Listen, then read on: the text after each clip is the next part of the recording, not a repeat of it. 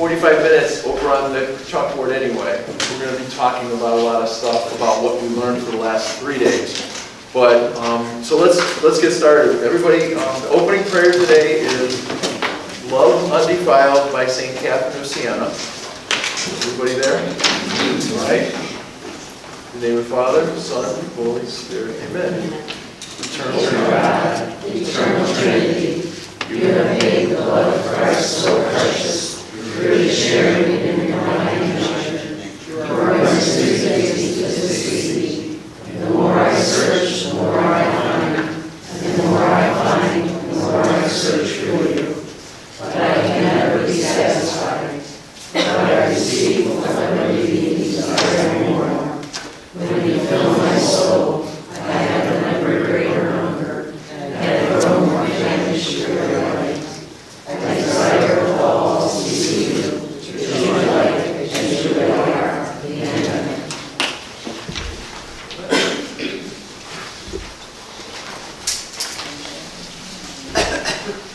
All right, so today's reading is a continuation of the rich young man. Talking about the 7 steps, right? So, then Jesus said to his disciples, Amen, I say to you, it will be hard for one who is rich to enter the kingdom of heaven. Again, I say to you, it is easier for the camel to pass through the eye of the needle than for one who is rich to enter the kingdom of God. When the disciples heard this, they were greatly astonished and said, Who then can be saved? Jesus looked at them and said, For human beings this is impossible, but for God all things are possible. Then Peter said to him in reply, We have given up everything to follow you. What will there be for us? Jesus said to them, Amen, I say to you, that you who have followed me in the new age, when the Son of Man is seated on the throne of glory, will yourselves sit on 12 thrones, judging the 12 tribes of Israel. And everyone who has given up houses, or brothers, or sisters, or father, or mother, or children, or lands, for the sake of my name, will receive 100 times more, and will inherit eternal life. But many who are first will be last, and the last will be first. All right. Rich Young Man is like one of the couple of readings that just get me. It's like, all right, such a challenge. It's like, yeah, this is going to be one we're not going to make it through, right? Because when you think about where we are and what we have compared to a lot of people, we're rich. So I keep, whenever I read this one, just a stumbling block for me. So we've got to figure out how to do that, right? Okay, so this is day 4.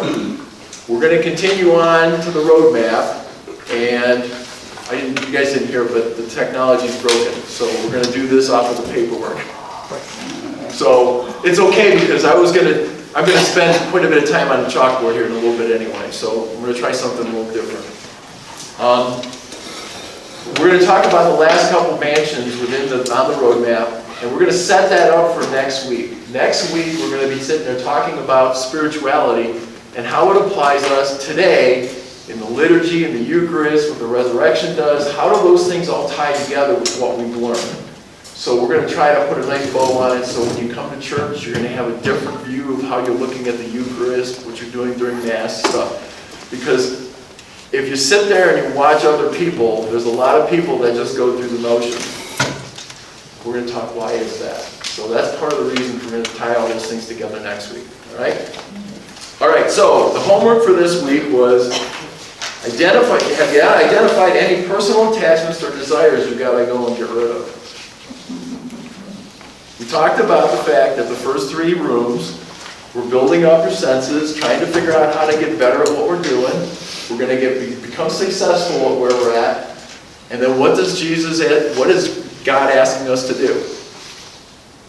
Walk through the eye of the needle. That's what the dark night of the senses is all about. And to get through the eye of the needle that we were talking about in the rich young man, what are you supposed to do? Do you remember from last week? Unpack everything off of you. Unpack everything off of you, just like a camel. You got to get rid of everything he has on his back. You got to get on your knees. You got to crawl through that hole in the wall. Remember that? Yep. That's what we have to do to get to room 4. We have to get rid of the attachments. You got to get rid of your desires. You got to close down your senses. Why would he do that? Why would he make us do that? Think about that. We're going to talk about that today. We're going to talk about how these things fit together. So when you're thinking about your attachments and desires, you have to sit there and think, where is my actions at? Because remember we talked in the first day? Your spirituality is what actions that you have that you're doing, because that's where your heart's really at. So where are you spending time? And if you want to sit there and get better at what you're doing and have a relationship with God, you've got to sit there and think about what are the things that I'm doing that are keeping me from doing that. Because quite honestly, you're going to see in the slides, God wants all of you. He doesn't want just part of you. He doesn't want you thinking about somebody else or something else or having a special ice cream bowl that you want every day. He doesn't want any of that being any of the things that you want. He wants you to have, he wants all of you, and he wants you to have what want all of him. And if you think about God in heaven, like we did last week, with this super big thing that sits there and says, your greatest day ever in this world is nothing but putrid compared to what it'll be like in heaven. And if we sit there and think this is heaven on earth, we're missing the boat for spirituality. According to what the saints have experienced, this is what they're saying. So the reason we have to do that is, how do you mature yourself in spirituality? It doesn't mean you don't love other people, because God is love, and love craves unity, and he wants us to love our neighbors, right? He wants us to forgive our enemies. He wants everything to be calm, right? So he's not sitting there saying you're walking away from people. He wants you to change. Nobody's getting up to walk out, so that's a good sign. Okay. Right? I mean, that's the hard part of that whole thing with the attachments and stuff. Did you think about where you are on the roadmap? We talked about mansions 1, 2, and 3. We talked about the outer court. Where is the outer court? What is it doing? Right? What is happening in this whole thing? Where do you think you are? Because I know I'm in mansion 3. I'm in there trying to figure out, what does he want from me? What am I supposed to be doing? How do I go anywhere else? I'm not in mansions 1 or 2. I think I've gotten mature enough in where I'm at, but I don't know how to get to 4. Anybody else want to volunteer? What do you think you are? You don't have to. I'm not asking you to.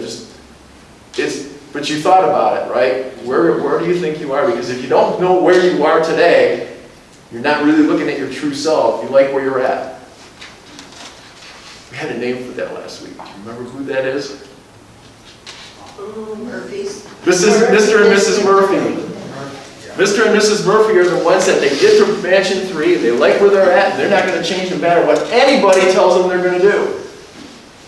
Sounds like we're in the United States right now, right? Nobody's going to tell me what to do. I'm going to do what I want. That's Mr. and Mrs. Murphy.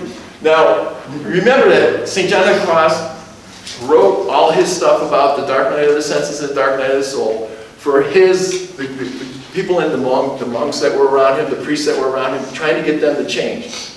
He wanted them to worry about prayer and poverty. They were working their way into riches and other things. So he was trying to get them to reform themselves. The same thing with Teresa of Avila. She was sitting there saying, we've got to change. And she came up with the 7 mansions. And so the 2 of them basically talk about each other's arrangement. So that's what this whole thing's about, is how do we get to the next level? Room 4 and up are reserved for the really, really dedicated people. So nuns, priests, deacons, and people that are really doing this stuff. But we're all invited to do that. If you know what you're supposed to be doing, you can start working on the changes and let God do what he's going to do. So that's what we're talking about. All right. How many people read the St. Catherine of Siena handout we had last week? What did you think? Was it okay? It was pretty deep. It was pretty deep? Okay. I had to read it more than once. Okay, good. And I kept trying to picture like God talking to her and her like reiterating the words out and Okay. them coming directly from God instead of her. Right. You know? So the way that book is written is, she had this consolation, she had the discussion with God the Father. And as she's going through it, they said that she was in ecstasy. She would sit there and talk, she was in ecstasy, and she would just talk, and all the nuns were taking notes.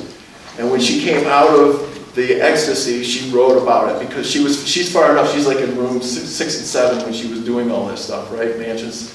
And when she wrote all that stuff, she sat there and refined it, saying, no, this is what he meant, this is how it was done. So that was written by her, but through what the nuns had written about what they heard. So, but the experience was, he was Yeah, talking with talking to her. She was- What did you think about the bridge?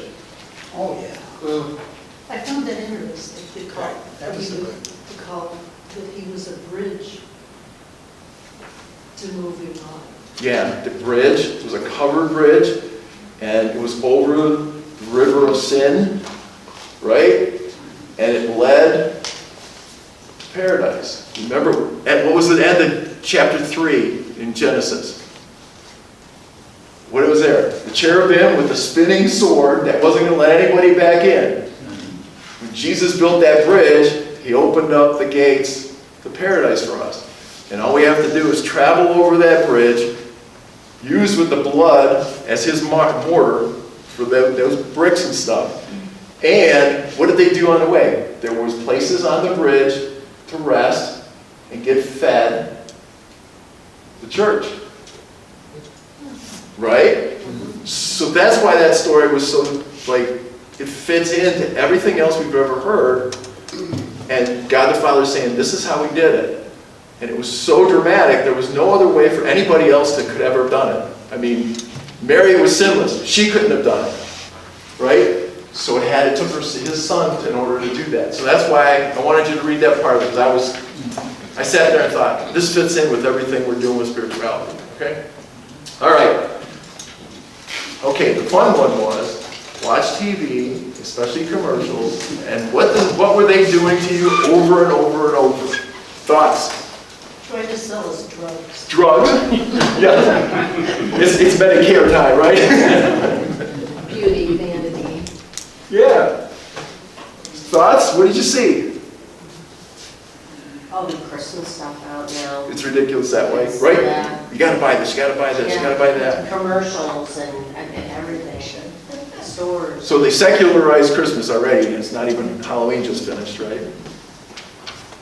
I kind of get that everything is, you are not a happy, fun person unless you are indulging in beer and Bingo. all that kind of stuff. It's like, and you deserve it all. Yep.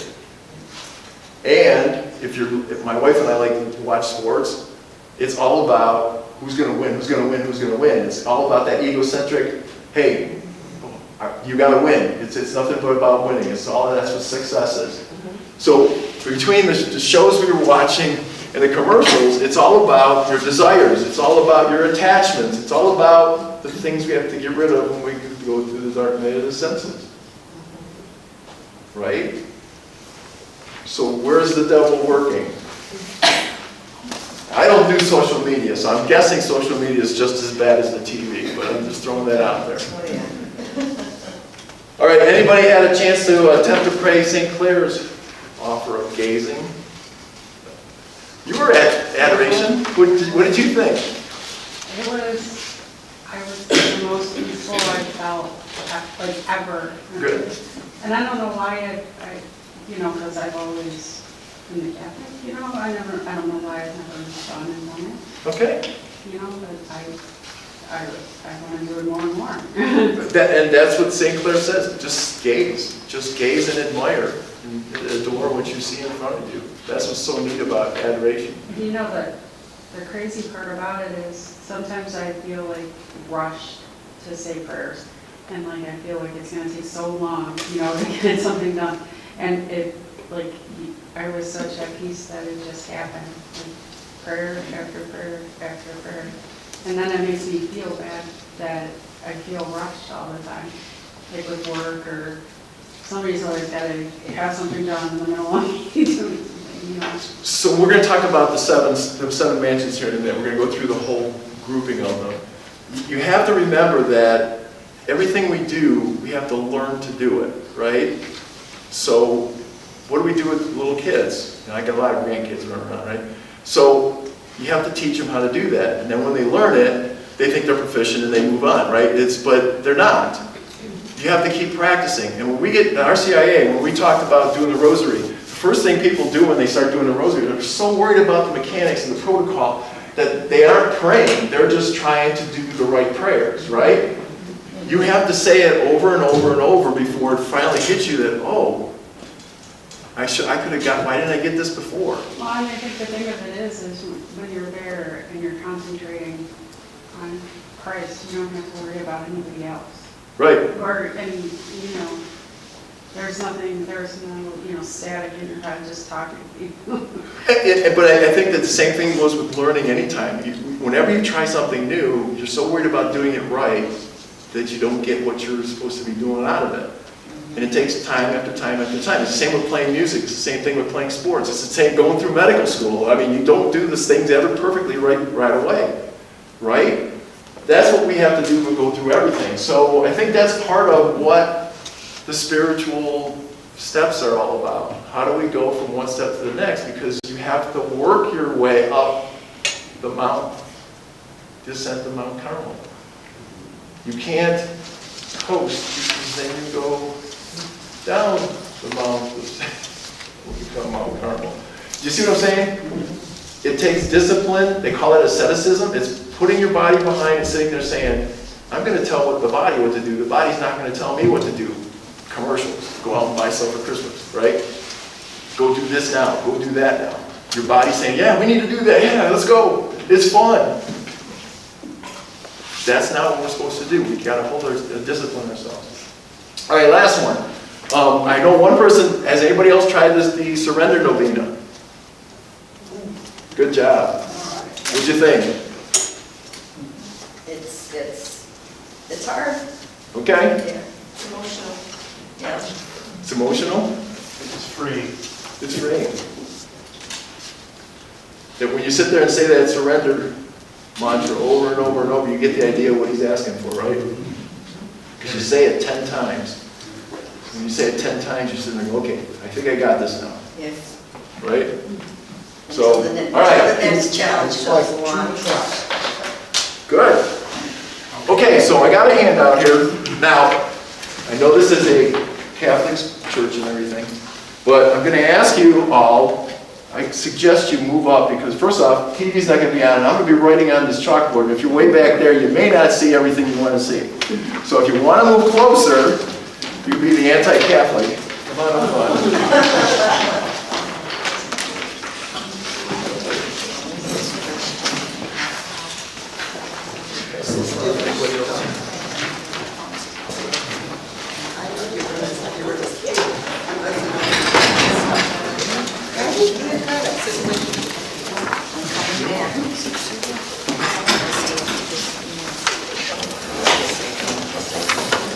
Okay. Am I in your way? No.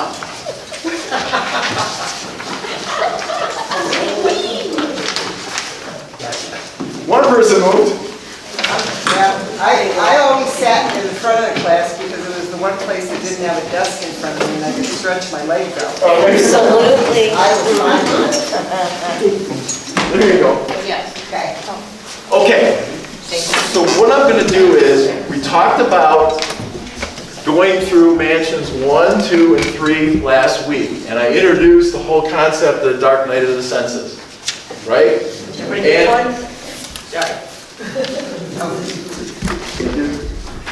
Now, is this the just down of the crosses? Wait. this is, there's another slide in there that you're going to see. This one, stairs, you're going to see that. I have some comments on it later in the slide presentation. We'll get there. But the whole idea is you're climbing a bunch of stairs, you're moving from mansion to mansion, you're taking steps up. St. John on the Cross refers several times up. You have to move, when you move from step 1 to step 2, the whole idea is you leave step 1 behind. You take both feet and you move up. And only if you're really disliking what you're doing, you don't go back down. And that's how you grow in spirituality. So if you're not going to do that, you can't sit there and be in room one of thinking, well, I'm really not sure I want to do all this Catholic stuff, and in the meantime, I want to be in union with God. It doesn't work that way. It won't work that way. All right, that's what he's trying to say. You have to work your way through the progression. And we're going to talk about what is this progression about. Okay, so the first 3 steps, mansion 1 is outer court, and then mansion 1 is the one where everybody enters the church into. All right, they work their way up to mansion number 2, then to 3. You have to go through the dark night of the senses before you can make it to 4. So picture this as the eye of the needle. It's that the gates closed for Jerusalem, and there's this crack in the wall, and the only way to get through it, that eye of the needle, is to unpack your camel and get in, and they've got to crawl through on their knees. That's what you have to do to get to 4. You've got to unpack all those attachments, you have to get rid of your senses, and you've got to let go and surrender. So that's where 4 is going. And then 5, you're working your way toward being in union with God. But then you have the dark night of the soul. We're going to talk about what that is. I don't want to get too far ahead. But you have to work your way up to being in union with God. Mansion 7 is where God resides. Now, here's something to think about. When Father Mike Wuest was talking about this, he sat there and said, when you die, you have to go through this progression to get to union with God. So you either do it here, or you do it when you're dead. And he said if you do it when you're dead, it's a lot harder to do. Because just like the angels did, they knew what they were getting into when they revolted and said, I'm not going to take care of those humans. All right? So you have to think about what this progression is and where you are and how you want to go, where you want to be, and so forth. And I think about this for a second. When people get on their deathbed, the dark night of the senses really is what takes over, because they lose their attachments. They lose their, they don't care about their senses anymore. It's just, take me, I'm ready to go. So you're working through the dark night of the senses, and that's a good sign. You're letting go, you're surrendering for what's going to be next. Because God, who's perfect, knows what you need and how you're going to get there, and He's going to take care of you if you trust Him. All right? So, here's what I was going to do. All the stuff we learned from the first 3 days, we're going to put on this board. All right? So that's the progression we're going to talk about. The first thing, I want to sit there, there's a dark cloud over this whole thing. It's your mortality. It's death. Right? No matter what happens here, if you're living in the outer court, you're going to go for everything you can go, because poof, when you die, you're gone. Because you don't believe in God. Right? If you start working your way into any kind of spiritual relationship with God, you're working your way up. How much you trust in God will dictate how you're going to manage your mortality and death. If you don't trust God, it's going to be ugly. If you trust God and you surrender to God, it's probably going to be pretty peaceful. The saints, a lot of martyred saints especially, there were stories of them that at the last minute before death, they were worried about how much pain and suffering they were going to go through. God would relieve them of that pressure, that suffering. We talked about it in men's Bible studies. St. Lawrence was put on a griddle over a fire, and he was sitting there, he's getting burned, and he sat there and looked up at his people that were doing the persecution, and they sat there and said, I think I'm done on this side. Those are the kind of stories the saints say, that the pain that you would have experienced from all that stuff is alleviated by God, because you're working your way up toward union with God, and He's saying, oh, your senses are gone, I'm good with that. You don't get the pain. But, do you trust Him enough to believe that? Right? Okay, so when we talk about spirituality, remember what spirituality is. There's this disease, we call it a disease. All right, if we're out here, somewhere in the outer court, and we want to be up here, the transcendent desires, remember truth, beauty, love, right? They're driving us because here's where spirituality, we want it to go like this, where we're in union with God, who's perfect, which is what the transcendent desires are telling us. We have a perfect mechanism out there. Or, this is what we call spiritual growth. So you're going to grow, or you're gonna basically disintegrate, right?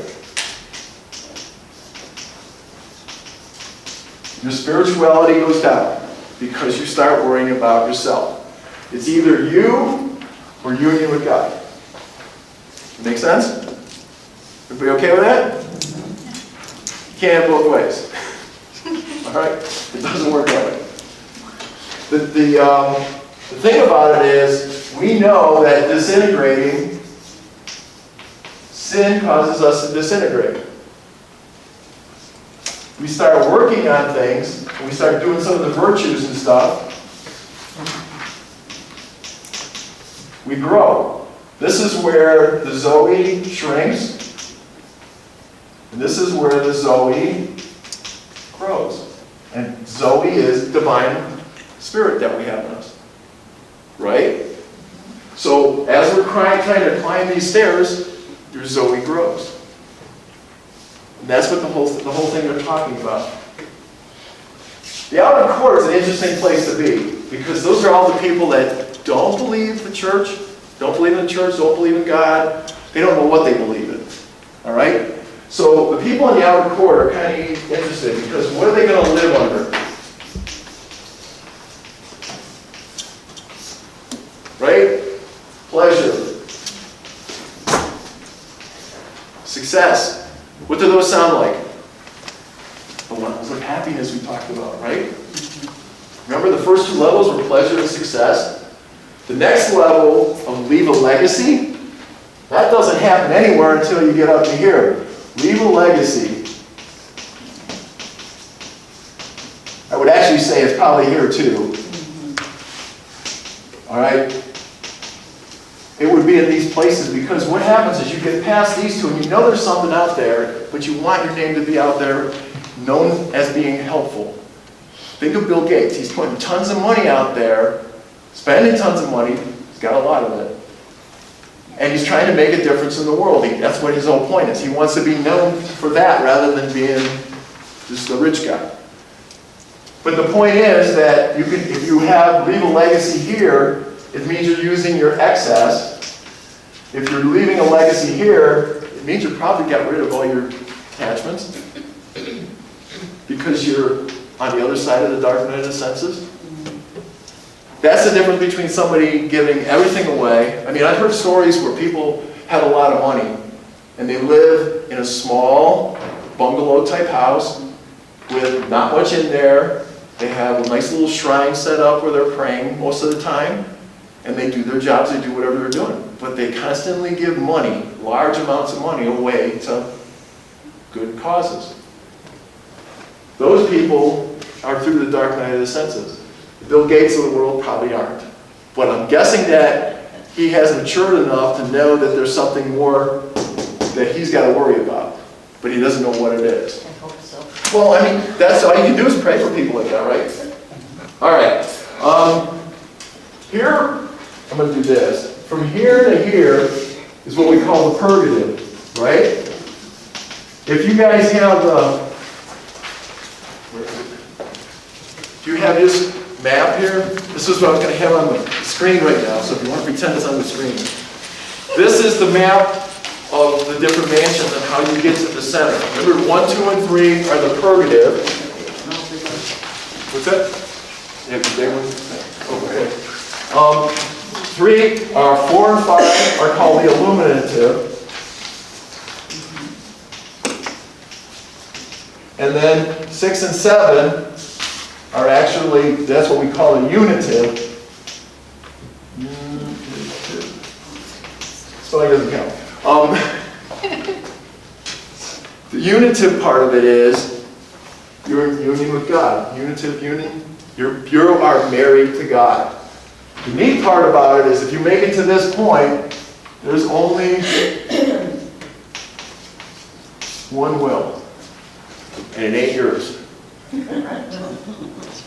Seriously, the progression goes from here You have your intellect, memory, and will.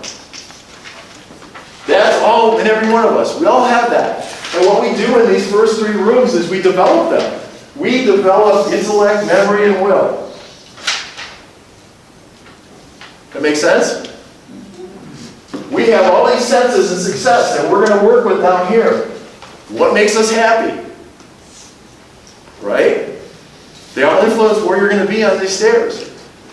What about dependent? When a child is born, where are they at? They're down here, right? They're dependent. Let's see if I can spell this without killing myself on here. So that's dependent, if you read it. Dependent means is the baby, the child, is totally dependent on their parents and totally trust them. They could have the best parents in the world, or they could be the scumbags of the world. It doesn't matter. They're going to trust them because they don't know any other way. Right? What happens then is they become independent through all the things that we learn about the senses and the pleasures and the success. They know what they want. They know when they want it. They want it now. Right? And their intellect, their memory, and their will are going to dictate how fast they're going to learn stuff over the course of their life, right? Then, when you get to level 3, you're really at the interdependent. Right? Interdependent means we all trust each other to do things, to get things done. I don't have a garden. I couldn't grow a garden if I tried. I don't raise cows, all right? I don't have any meat. I have to go buy the stuff. So I require somebody else to help me survive. I don't make electricity. I need somebody to buy that from. Somebody else has to make it. You see what I'm saying? Interdependent means we can help each other to survive and thrive. And so you make it up to level 3 when you're interdependent. So you got we talked about this first. Remember the interdependent, right? So that's the progression for that. So you're still working in the first 3 mansions, right? What do you think? Does that make sense? All right. What keeps people down in the outer court? What keeps people from joining the church? Our mortality. Our mortality does. They don't want to. They don't want to learn about it. They don't think that... They sit there, one of the biggest excuses now, I'm a chemical engineer, but one of the things that a lot of people say is, oh, science has all the answers. Science is it knows everything. Why? There's no God. And then they sit there, and a lot of them will sit there and say, yeah, besides that, everything in the world is random. Now, from what I know about the sciences, randomness doesn't generate order. Randomness is random. Therefore, when you breathe in oxygen one time, it's not going to be, sulfide the next time. It's going to be oxygen when you're doing it. So random can't be an answer to science, and that's how everything works. Because there's order in the universe. What about the people who say, I don't have to go to church. Right. I can pray at home. Right. Those people want to have their pleasures. They don't want to have to go in and see all the hypocrites in church. All right, that's what they say. They don't find anything in the church worthwhile. Right? What are we talking about for rooms 1, 2, and 3? It's all about the senses, right? Eyes, feel, taste, right? It's all about the senses. When we're in these 3 rooms, all we care about doing is satisfying the senses. We want them to make them feel good. It makes us feel good. When you're going to church, we're going to talk about this next week, we're joining a whole liturgy that's going on with the Trinity. We're invited to join that. We're not there to be entertained. So, if that's the case, you have to leave your senses behind if you're going to get anything out of the liturgy. Right? We're going to talk about that. I'm going to give you a better description of that when you're doing it. But there is this neat dance going on between the Father, Son, and Holy Spirit during the liturgy, during the Mass, and the Eucharist. And they have this thing going on, and it's been going on since Jesus' resurrection, since the Last Supper, and He's alive. And we sit there and look at this piece of bread and say, yep, it's just a piece of bread. Yep, it's just wine. I've heard this story 14 times in the Gospel. Still doesn't mean anything to me. Right? We do that. We're using our senses to evaluate everything that's going on in the liturgy. When you go through the dark night of the senses,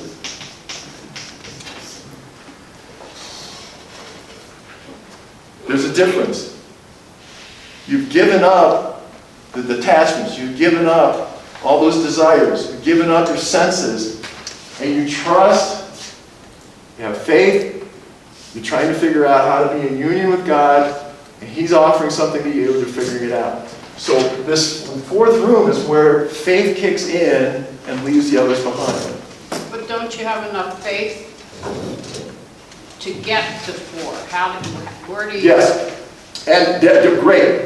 So what do you need to get? How would you grow your faith in rooms 1, 2, and 3? Believing. Okay, so prayer's a good one. Prayer helps you because you can't go up the ladder. But you have to believe in what is presented to you. That's what the problem is. Well, whatever. But so you have to have enough faith. You have to, but giving up everything to get to 4 is a big step. It is. That's why we're going to talk about purgatory in a few minutes. But yeah, that's a. Oh yeah. What about experiences you have? Experiences are part of your memory, right? Yes. Yeah, you grow that. The older you get, the more memories you have, right? And then you start forgetting them anyway. But you know. But I can't remember. What's that? Mystical memories? Yes, spiritual memories. Spiritual memories are there? Connections with God. Absolutely. Absolutely. But that's helping you. What God does is He gives you all those spiritual memories, those changes that you have, as you develop to go toward Him. Right. I don't know what I would do without Him. Right. But the whole idea is, what are you working toward? You're trying, first off, union with God means there's nothing but love. God is love and love craves unity, right? So if you have this love of other people, you know that God's out there because you see the greatness that He has. When you see that beautiful sunset, when you see everything that He's made, you have this love for something again. Remember the transcendent desires? That's love that we're talking about. There's a gap that you're trying to figure out how to fill it. Right? Is it here where I heard the only law is love? It is at the end. There's steps in between. We're going to talk about that a little bit, all right? But the thing that helps us to get through this dark night of the senses, the first one is, second one is, all right? So far so good? We got, I'm missing one. Forget it. I had too many things in my head.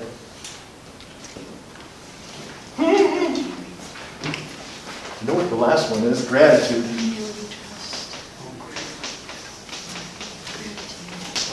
All right, I'll think of the other ones.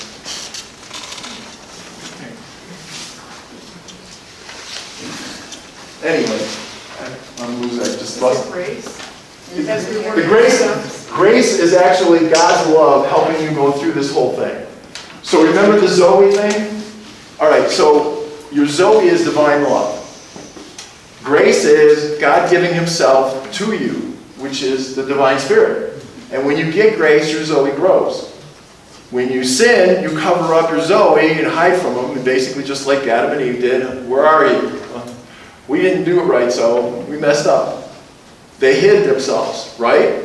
So grace is all about God giving Himself to you and your Zoe growing. And that's how love grows, and that's how He gets you through all this stuff. Here's the interesting part of it. When you get to this dark night of the senses, everything from here down is under our control. Everything here up is under God's control. Thus, the surrender novena. You surrender when you get through the dark night of the senses so that you can advance to getting to union with God. All I'm doing is repeating what St. John of the Cross and St. Teresa are doing, right? That's what they're saying, is that everything is under God's control here. He directs how long. Matter of fact, he made a comment, St. John of the Cross sat there and said, these two mansions take the longest amount of time. The illuminative side of it is sitting there saying, what do I want to know about God? Wow, look at how important He is. And all of a sudden you start forgetting about, this is where you forget about yourself, but you don't know enough about God. We're going to talk about dark night of the soul. The dark night of the soul is the next step up, where you abandon yourself to get to that one will, which is God's will. You see how he grows, He helps us grow through all this stuff. So little kids aren't ready to be up here. I mean, it's a Carlo Acutis, I mean, he grew up really quick. So it can happen, and we're all invited to do that without being priests and nuns and so forth. But it's under God's control. But you have to surrender in order for God to take control.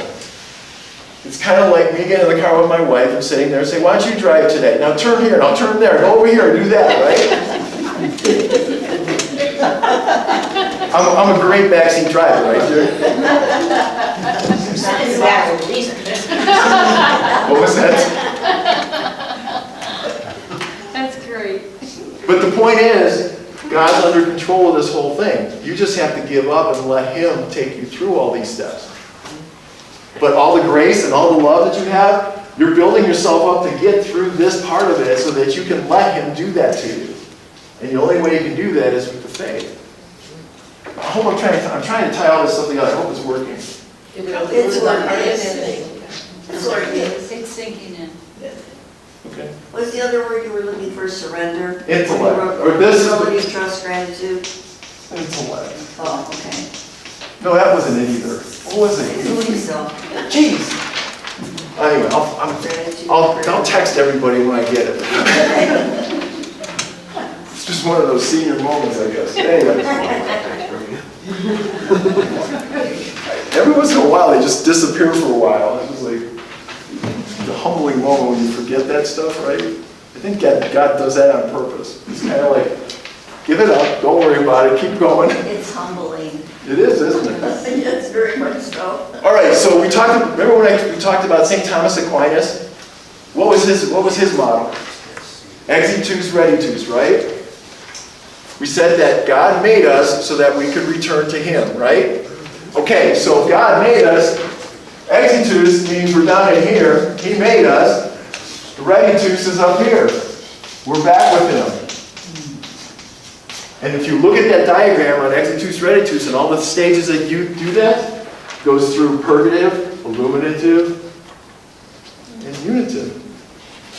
So He's doing exactly the same thing in a different decade, in a different century than the other guys did. Same thing. But He put more words on it to say how does it work.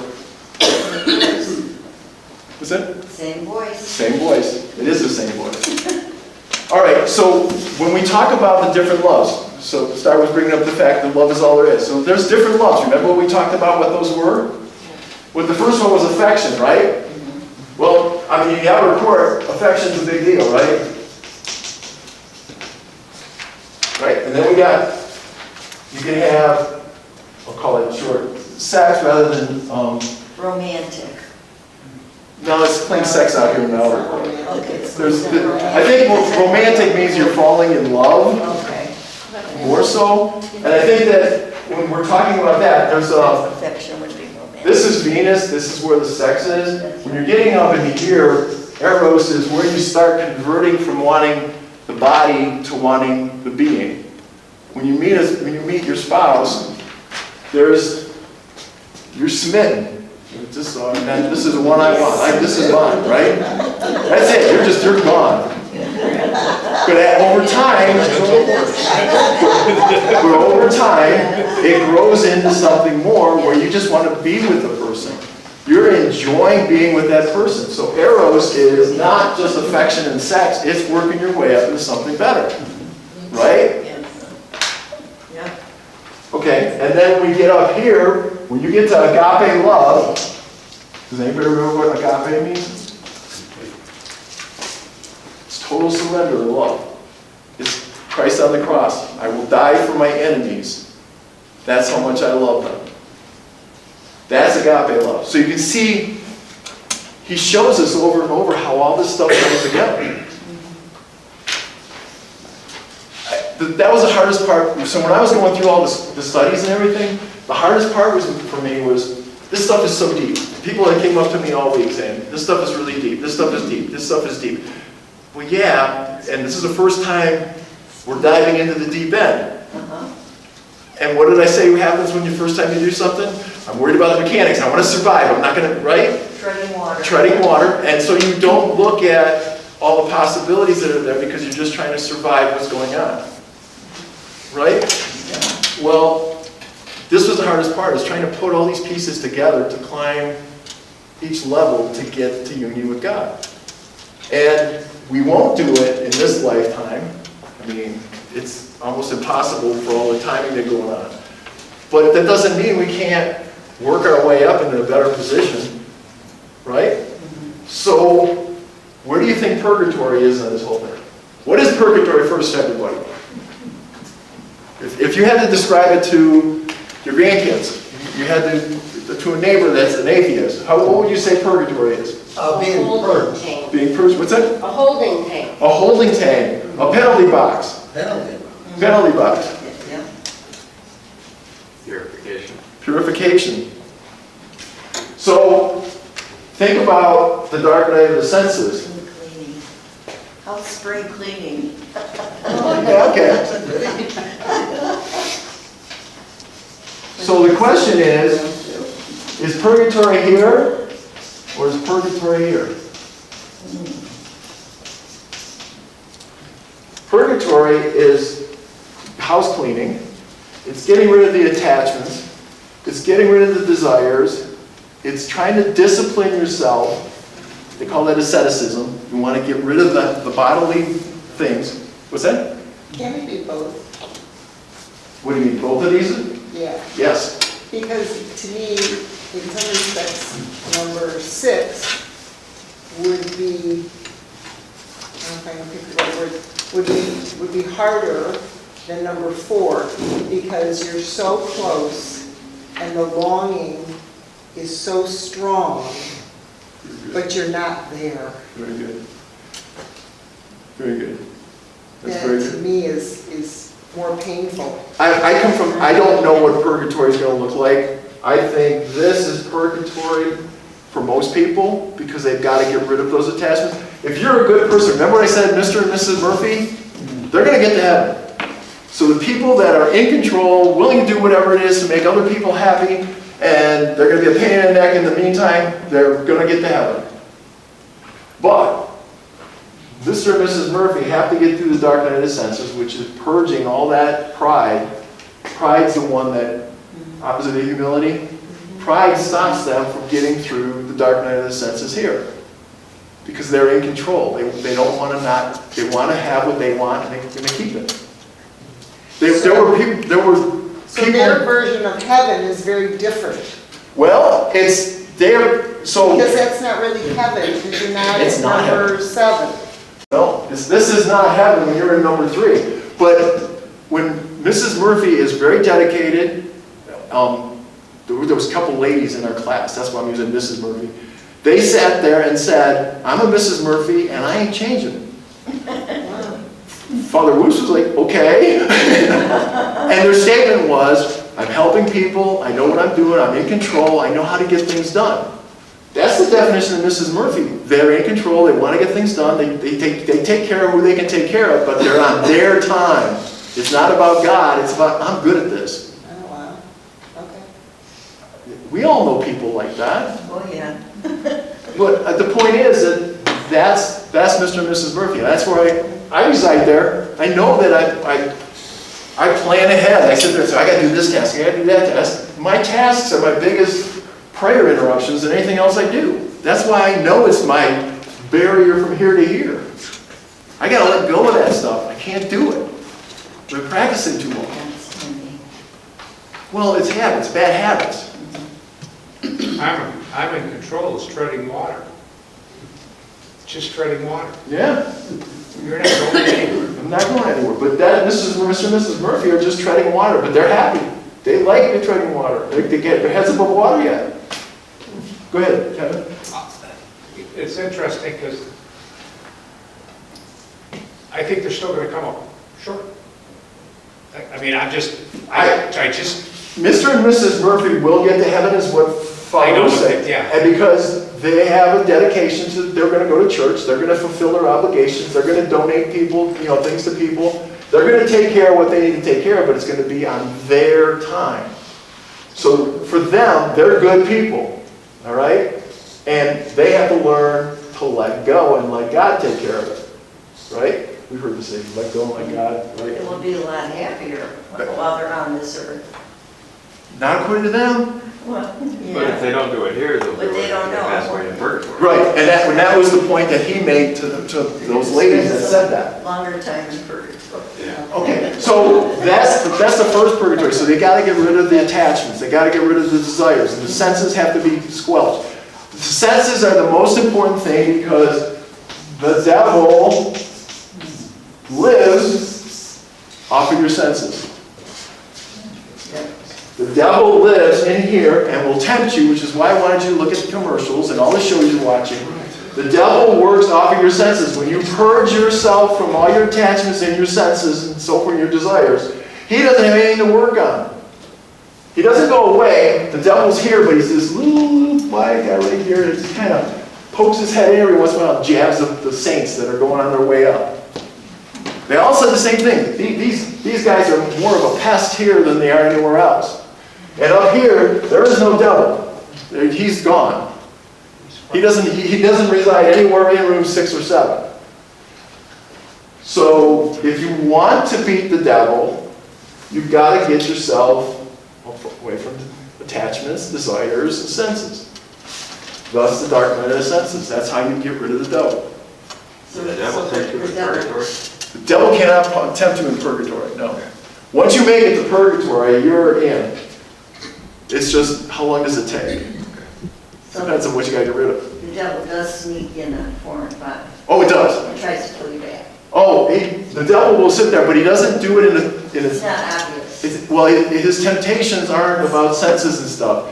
It's more about, Probably pride in that. it's more of a challenging thing, like interruptions to what they're doing. It's all about disturbing other people along the way, not waking them up in the middle of the night. Padre Pio said he had the most times where the devil would sit there and annoy him whenever he'd be getting ready for a big day the next day. He's going to be talking to a bunch of people or whatever. It feels like an attack. Yeah, but it's not temptations to make you fall backwards. Okay. Now you could get all the way up to 5 here and get so distraught that the devil could get you to fall back to room 3. Okay. So there are things that can make you do that. I think it's in the notes. All right. So when we talk about that. So, Yeah. so a lot of the saints, like, I mean, St. Catherine, when it's at St. Catherine. St. Catherine? When it's out of room and for self-kind of I think it's St. Catherine for self-solitude. A lot of them will put themselves in Is solitude. that the reason why they get them so Well- like that, or is there another reason? No, I think that, so the one thing that happens here is when you're in room 6, all you think about is God. All you want to be with is God. You have no other purpose in your life. Because you have experienced, along in here is when you start experiencing things that God's going to reveal to you, for you. And then when you start seeing that, it's kind of like, I'll see you all guys later. He does. That's the neat part. He sits there and you're going up to perfection. How much better can it be? You're going to come from this dependent, lack of intellect, memory, and will to one will and perfection by doing this. And you don't realize until you get to rooms 4, 5, 6, and 7 before you're going to experience that part of it. Unless you get there. You try to figure out how to get there. Yes, sir. Could you add greed also to Step one. Isn't your lifestyle a greedy lifestyle? You want everything for yourself.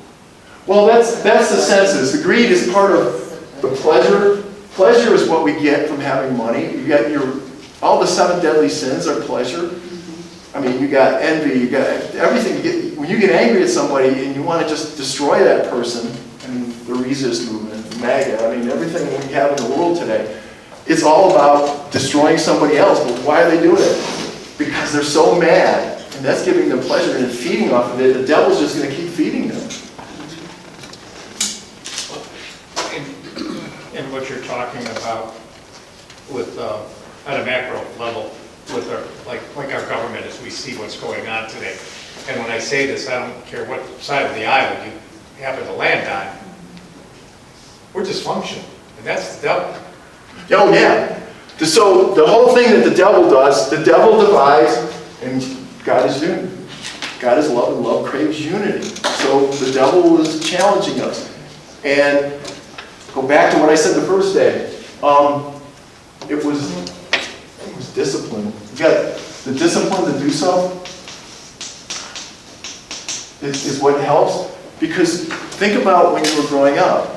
If you wanted to play baseball, or you wanted to play basketball, or you're going to play an instrument, or you're going to be on the swim team, or you're going to be in the dance team, or you're going to throw a baton. You had to give other things up in order to get good at it, right? So you trained your body to do what you needed to do, and that discipline helps you put your body under your control rather than your body controlling you. That's what happens in here. So people that want their body, and just take care of their body all the time and it's all about them, are going to be working their way downward and staying in the outer court. People that are sitting there disciplining their body and telling their body what they're going to do are going to work their way up. But when we do that, I'm going to start doing a segue into the 5, 6, 7, 4, 5, 6, 7. What happens is we sit there and we get full of ourselves because we were successful. We have an intellect that tells me I'm right. Most of the time I'm right and everybody else is wrong.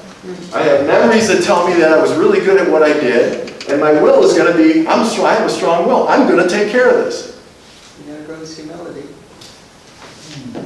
All right, so the dark night of the soul is where you eliminate your intellect, your memories, and your will. Because this will is going to be God's will. So, we were talking about purgatory? Okay, so the dark night of senses is all about getting rid of the attachments. Right. And that's going to be painful for a lot of Mr. and Mrs. Murphys. Dark night of the soul is also purgatory.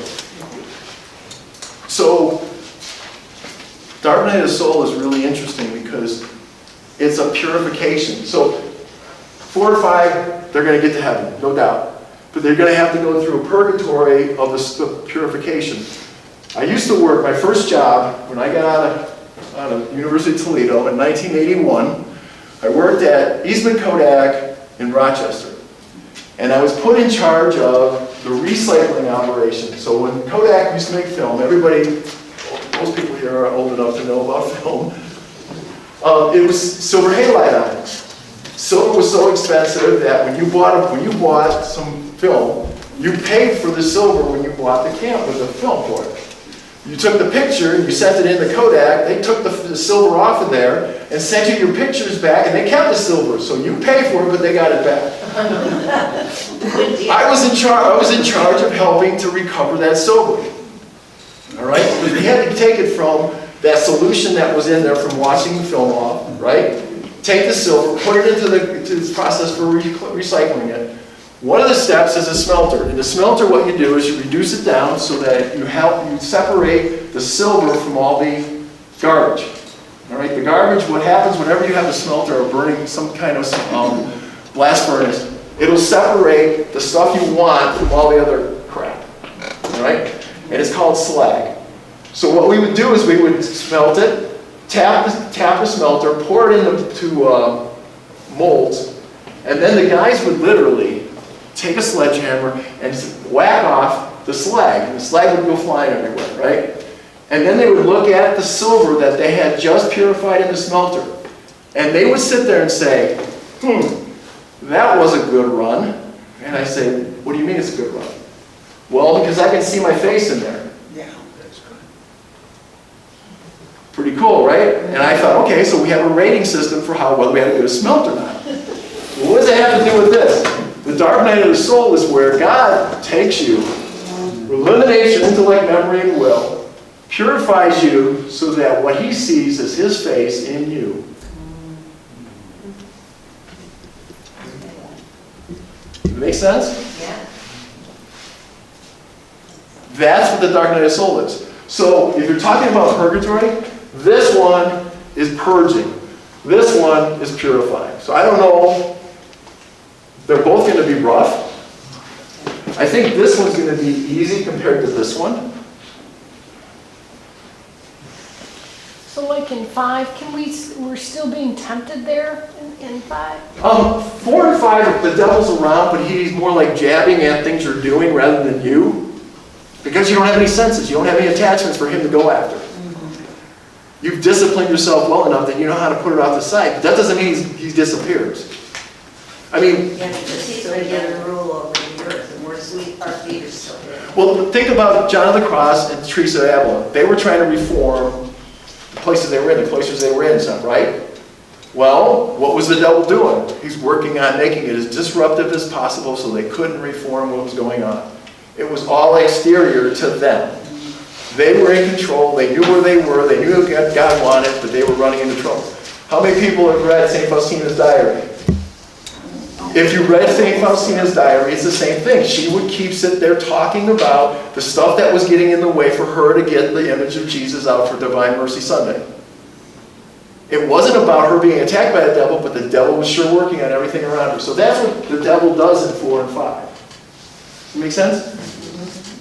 Well, the fact that they were trying to reform the places they were at tells me the devil had already gotten into that place and caused the other people in there to go the wrong way. Well, think about this. When Faustina's doing some of this stuff, some of those other nuns are down in these mansions here, and they don't care what she's thinking. The devil's working on their senses, saying, look at her. She's getting away with stuff. She's sick in bed, and she's not really sick. Right. Right? I mean, how many? That's right. She did work in the kitchen. Yeah. But all the saints have the same things come up with all the saints. They're all talking about the same thing. So the devil is not going after them there. Yep. Not personally. They're just disruptive. So Oh, go ahead. if you make it to level 6 on Earth, what does it mean to lose your memory? It means you're really old. So here's the reason that. All right, so there's a slide that I have in the book, in the handout. Let's go to it. We'll talk about it. But first, I would make. No, it's okay. If you go to slide 31, 31's near the end.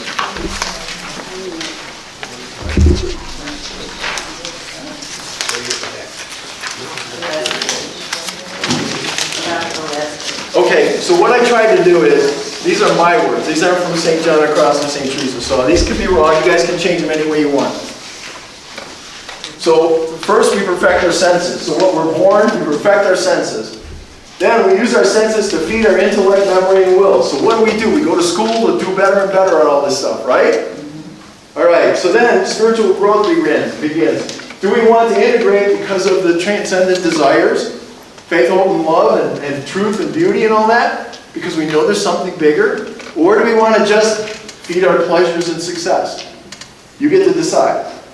All right, so then if you decide your spiritual growth, you work your way up, and then you get to the darkening of the senses. And all those things that you were taught to go after and show yourself successful and be successful and show people you can get things done, you got to give them all up. God's got a sense of humor. Right? Yes, he does. All right. So the spirit feels the desire to be complete with God at that particular point. The perfect human is one will with God, then learns to walk by faith, hope, and charity. losing the intellect, memory, and will, so that you don't have any distractions whatsoever. Because anything in your intellect, memory, and will get in the way of God having 100% of you. His whole goal is unity with you, but on His terms, because He's perfect and He's great and we're this little speck. So He doesn't want you to have any defects on you when you get there. Okay? When you get to number 6 and 7, your betrothal and marriage, to follow to God, you'll have to no longer be yours, but completely and solely God's will, perfection in heaven, and full participation in God's world. So it's not your world, it's His world. How many people do you think are alive when they get to 7? So, Mother Teresa went through the dark night of the soul for like the last 7 years of her life. That long. What happens in the dark night of the soul when you're getting purified like this, St. John of the Cross has a really neat story. He talks about rays of light. You all probably wash your windows, right?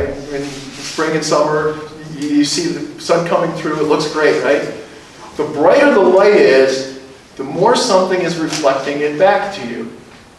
And when you have a dirty window, it looks brighter than the one that's not, because you can see all the specks on the window. And then, if you see all the dust floating in the air, it sparkles the sun coming through. Right? Okay, well, what St. John of the Cross says is, the dark night of the soul eliminates the dirtiness of the window and all the specks floating in the air, such that the light comes through, and whatever is reflecting is still defects in the air, or something that's reflecting off of it. When you get to the point that the light comes through and you don't see it, means you are perfect and you're moving up to number 6. How do you know that happens? When somebody goes into space, there's light all around them from all the stars, and it's dark as hell. It's perfect light going through, nothing is in the way. That's what it's like. So God's perfect light, when you get to 6, God's perfect light comes to you and it feels like it's so dark. Mother Teresa sat there for 7 years, I think it's 7 years. She's 7 years of sitting there saying the dark night of the soul was driving her crazy. She was the most pleasant person to be around. Nobody suspected any of this with her. And yet, when she wrote her book, or wrote all those things down about what was going on in her life, people were shocked. How could she be so miserable for all that time? Because when you're here, she kept saying, I know you're not there, God, but I want you. It was absence of God that was driving her crazy. That's what's the dark night of the soul, because it's purifying you. It's going so much that all you want is God. Nothing else matters. God wanted her to take care of everything, so she took care of everything, but all she wanted was God. Everybody she brought in, she wanted them, they were God, part of God. She wanted to bring them back to God. That was her whole mission, but she was absence of God. When she died, she was in total ecstasy.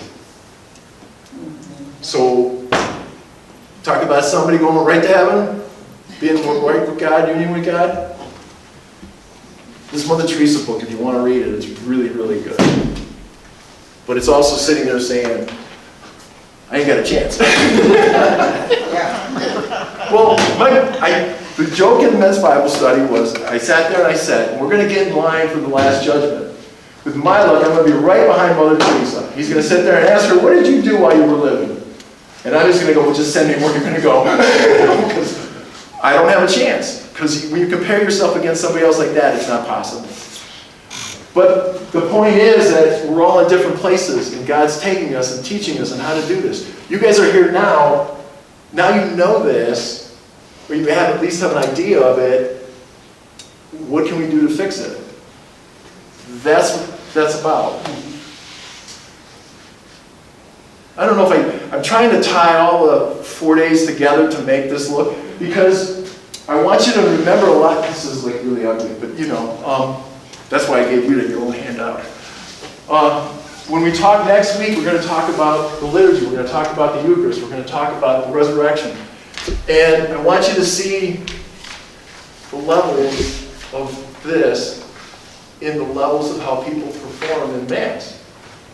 If you read the Catechism, they sit there and say over and over and over, active participation by everyone in the congregation should be involved. Everybody should be involved.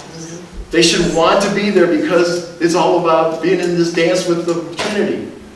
And yet when you see people come walking in late and leaving early and grabbing communion and walking out the door, and they're not engaged. Where are they? It's all about the senses. It's just a host. I'm filling my obligation. I'm good. I don't have to do any more. I thought, sir, you talked about being behind St. Teresa. And, she's here, you're here, right? You're saying, I think this one, your misconception is she just had the opportunity and took it to play in a bigger arena. You, on the other hand, are having the same opportunity. Your arena just isn't as big. But the point is, you're still addressing X number of us. First thing we talked about, disintegrate, integrate your spirituality. If you're integrating, you're trying to figure it out, you're trying to work your way up, you are working your way toward union with God. Absolutely. And He knows where you're at. I got a couple of handouts for you here. Put yourself to 4. Yeah, what's that? So the stairs, there's a slide 32 has all those things in it saying what happens along the way when you're looking at the stairs. So I tried to summarize what this was going to do in the whole thing. Here's the first handout. The other 2 handouts are going to be for homework.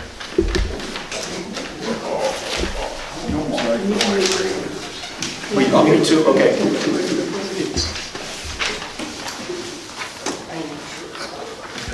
There's 2 there. Is there 2 there? Yeah. And yours, you want to pass it around? Okay.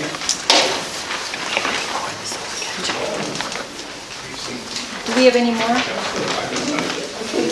They're coming back. I gave more that way. There should be enough.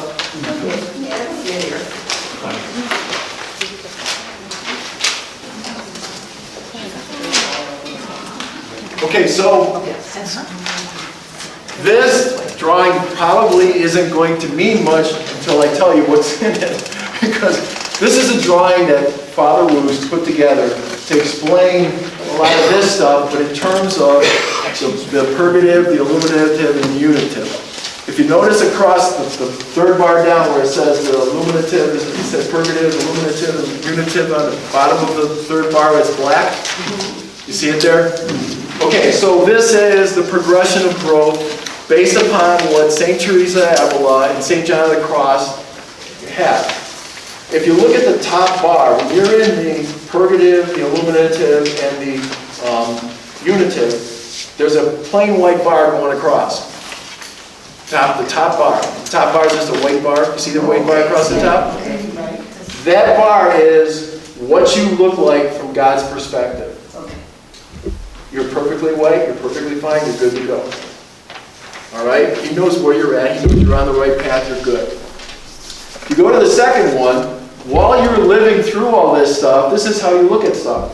When you're in the purgative, you think you're fine, you think you're fine, you think you're fine, the black shows up, that's it there, I'm the biggest sinner in the world. I'm the biggest sinner in the world. How can I go do this stuff? You go through the dark night of the senses, and you're the biggest sinner in the world. Notice how black it is at the beginning of the illuminative, right? It's like, I'm terrible, I'm just an awful person. And then it starts to get a little bit better. Look what happens at the dark night of the soul. It's pitch black. There's Mother Teresa, right? That's what we do. That's the way we look at ourselves when we're going through this progression. Now, it says when you get to the unitive side of it, when you're up here and you look back, notice the 3rd bar. You look back on yourself and go, yeah, I was a really bad guy my whole life. That bottom bar is in there saying, I should have never made it. How did I get here? The white bar is telling you it's all about God's love for you, wanting you to be there. And he's helping you through the second bar. And the third bar is where it looks like from you're looking forward, backward, sitting there saying, yeah, I screwed up. I shouldn't have been here. Right?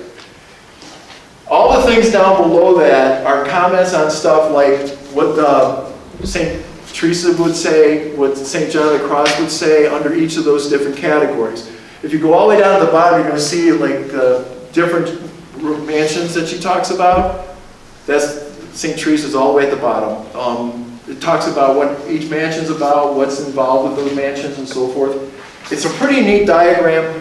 If you look at the stuff in the middle, there's a whole bunch of references to numbers and like there's A1, 13. That's Ascent of Mount Carmel, chapters 1 and 13. All right? Which leads to my next handout. I have two of these two, because I got a lot of them. You need two as well, I think. If you have, go ahead and grab one of your passes. This is the homework for next week. This is the Ascent of Mount Carmel. The first page that you see in there is the poem. Now, St. John of the Cross, when he was put in captivity for a year, he wrote that poem. When he got out of captivity, he wrote about what the poem was telling us. And he wrote this book in the Dark Night of the Soul. He has another couple of books that are there. So the chapters after the first page is the book. There's a chapter 4. Chapter 4 talks about why you do this. Why do you go through this progression? It says, here's why you want to do it. It's the most popular chapter that they have in this book. If you go further, chapter 13 is the how. It says, here's how you do it. So the first one's the why, the second one is the how. And it's not easy, but at least you have a reference point to sit there and say, this is what it is. If you thought that St. Catherine of Siena's was hard to read, this is a little harder to read, so take your time. Don't try to do it all in one sitting. All right, so the poem's very cool. I wanted you to see the poem because that's where it comes. The whole book comes from that. So I gave you that. All right?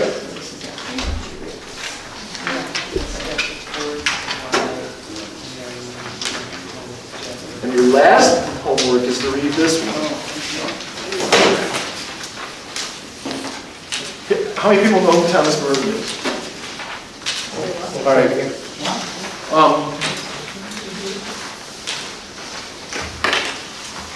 Thomas Merton was agnostic, atheist type person that worked his way into being one of the greatest monks and spiritual writers ever. And Thomas Merton sat there and said his favorite author of all time is St. John of the Cross. He said he was the powerful doctor of the church and spirituality. So that's why I wanted to give you the chapters 4 and 13. Okay? Everybody got one yet? I'm trying. Thank you. So these chapters are from John of the Cross. Yeah, the one on the Ascent of Mount Carmel is John of the Cross. The one that you have there on the Sweet Savor of Liberty is from Thomas Merton. Should have it at the top of the book too. So Dennis said he couldn't read that book. He didn't like Thomas Merton's book. He said he fell asleep when he was in high school or something. He had to read it. He never made it through it. So you can tell him what he missed. That was near the end of the book. It was page 402 or something like that. It's a really thick book. Okay, you have all the pages to talk about what happens in 4, 5, 6, and 7. I kind of covered them here. Because I didn't have the projector, I kept going with this rather than trying to go to the slides. Take a look at the slides that you have, and let me know if you have any questions next week. So what we're going to do next week is we're going to talk about how does this stuff pertain to liturgy and Eucharist and stuff, like I said. We're going to, for the first hour, we're going to talk about all that stuff, and then the last half hour is going to be Father Tim going to come in. So if you have any questions for him, what he wants you to do is if you have any questions about spirituality at all, write them down so that he can prepare. So he asked me to ask you to do that. If you want to just send me your questions, I'll put them together and I'll give it to him sometime before next week. But he's only going to come in for the last half hour. He's got some other stuff going on, but he's going to come in for the last half hour and talk to us. Okay? I'm hoping that when we get done with next week that you'll be able to apply some of the stuff in here, or at least look at things and trying to apply it differently than you do today. Because a lot of us have really bad habits, and what we've done is to learn something new is sometimes difficult. So trying something new is always good, right? Comments, thoughts before we finish? Did this help this way? Did this make more sense? I mean, I tried to tie all 4 days together. It's a lot to take in. It is a lot. It's very deep. Yeah. I did this in 2011 is when I started, and I graduated in 2016, and I'm still reading about it. So it's been a long time. So many questions. I'm thinking about how you stand in relationship to the rest of it. This was the hardest thing to do, because I understood all the steps, but because then he threw another twist in there. It's like, okay, where does that fit in? Where does this fit in? So that's where this came from, was kind of trying to organize it in a way that you can see it. Sorry. I just feel that on all of our choices, we at times feel the love of God. Oh, yeah. And so I feel that we're just receiving so much help and so many experiences that keep us going. So you can be in a very dark time, and then you have an experience that lifts you up. And I think that's all, you're absolutely right. But I think that what God does with us is this whole thing here is nothing more than a test. He's sitting there giving you all these nice tools and weapons and talents and treasures and attachments and all that stuff. And he sits there and says, give them up. You told me that you love me more. Because if you put them first, then you don't love him. And that's the test. So you're right. He loves us all the way through, but do we love him back the way we should? Takes me back to the Baltimore Catechism. We were created to know, love, and serve God. And when we're not doing that, we're not on the right path. But did anybody ever tell you what love meant? Did anybody ever tell you there were multiple levels of love? Did anybody tell you what agape love was? What charity was? Yeah, and that's the point is, even if you did hear it, you wouldn't remember it anyway because you've got so many other influences going on in your senses. Sandy. Authored in his homily, he talked about purgatory and how we should be praying. Yes. And I had forgotten, like if somebody passes away, I'll pray for them. But then I realized I should still pray for them even though it's 30 years ago that they passed. So when you're listening to Scripture, if you start looking at things with faith and you know this sequence up here, you don't have to be there, just know the sequence there. When you hear something in Scripture, you're going to sit there and go, oh, they're up here. I wonder why I don't understand this one. I mean, the reading next week is going to be of the resurrection when Mary Magdalene comes to see Jesus. She thought he was the gardener. And says, oh, where have you put him? Let me take him away. And then he says, Mary. He says, Rabboni, right? He says, don't touch me. I haven't gone back to my father yet. And I never understood. Why would he say that to her? Yeah, that seems sort of... Doesn't it? I mean, it's like, okay, well, think about what he's done. He has been with them the whole time. He has worked his way. We're going to talk about it next week. But he worked his way through the senses and the dark night of the soul. He didn't have to, but he did because he had the body. And all the disciples were experiencing him, when he rose from the dead, he was a consolation. He was a vision of where they were going to go. Now, what happens when people get consolations? All they want are more consolations. They don't care about anything else because it makes them feel good. Their pleasures are all filled, right? They feel good from having a consolation, so they want him over and over. So what does he do? He sits there and says, no, I haven't gone back to my Father. The Paraclete will come and take care of you when he's ready. What does that mean? Consolations aren't going to continue, but you're going to get graces from the Holy Spirit to work your way through this progression. Nobody ever said that to me. Nobody ever explained that to me. When I heard that story, it's kind of like, this is a stupid one. How about the phrase, walk by faith and not by light? The senses. You don't need your sight. I mean, part of walking in the dark night of the soul is you're walking by faith because you don't have any intellect, memory, or will. It's just you're walking in the dark. You don't have any idea where your next foot's going. Indiana Jones in the Last Crusade. Remember, he walks across that bridge, throws the dirt on it to walk across. You have to take a step to walk out on it.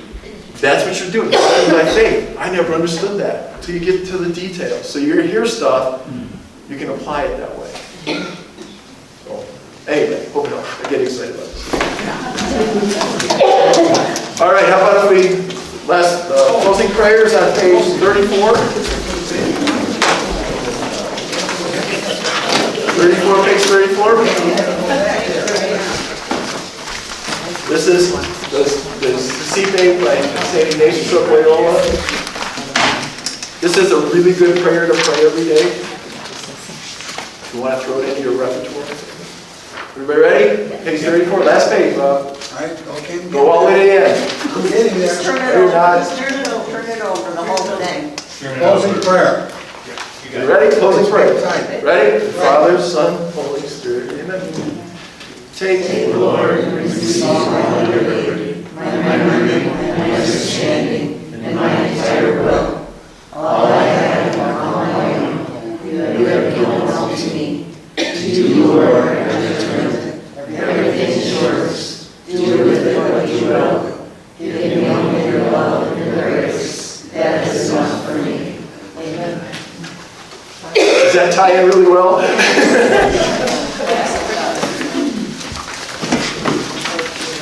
It was a good discussion today.